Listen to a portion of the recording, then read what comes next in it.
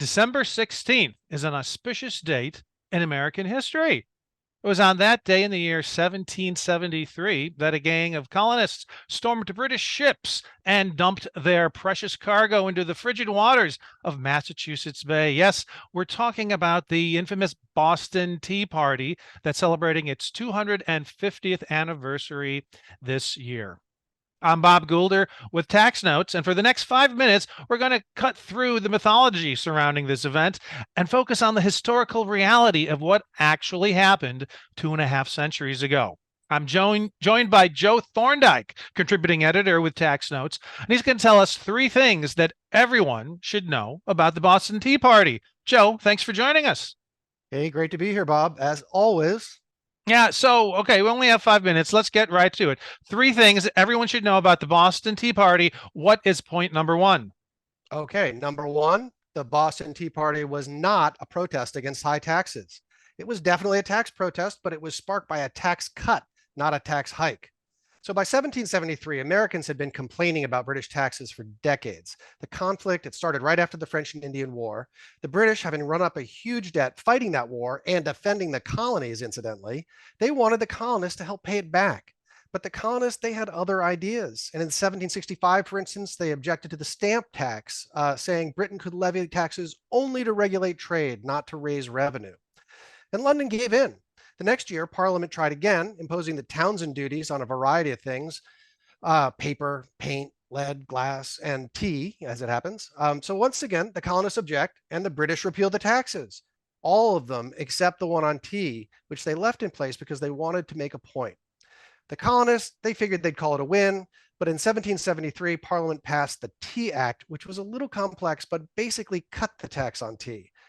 Bostonians, in their wisdom, responded by throwing their new, cheaper tea into Boston Harbor. Now, wait a second, Joe. That's counterintuitive. What's not to like about cheaper tea? How come they weren't celebrating? All right, so this is thing to know number two. The Tea Partiers were mad about a corporate bailout.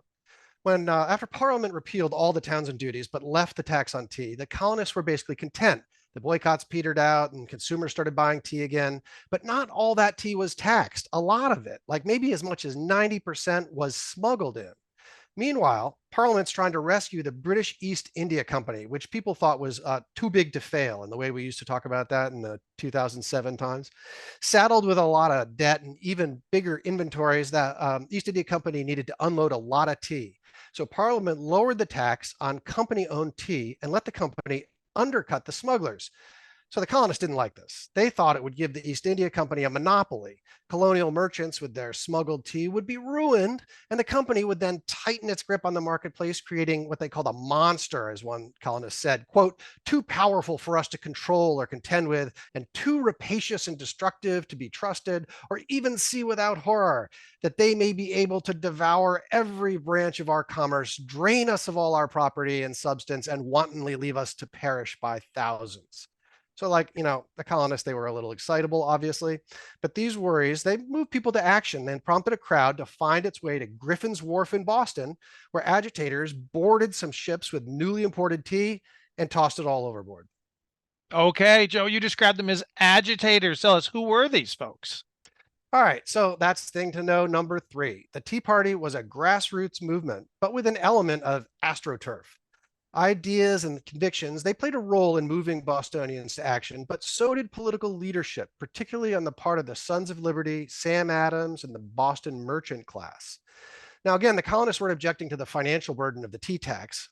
They were instead making a point about legitimacy. They were willing to pay taxes imposed by their own representatives, but they wouldn't pay taxes imposed by Parliament, where they lacked representation.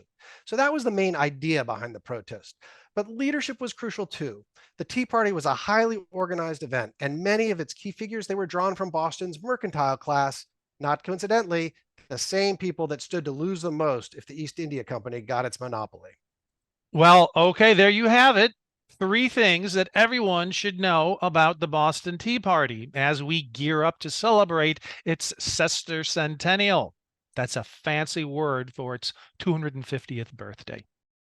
Want more like this? Subscribe for more tax videos. Special thanks to our executive producers, Jasper Smith and Paige Jones. showrunner and video editor Jordan Parrish, and assistant video editor Chris Trigo.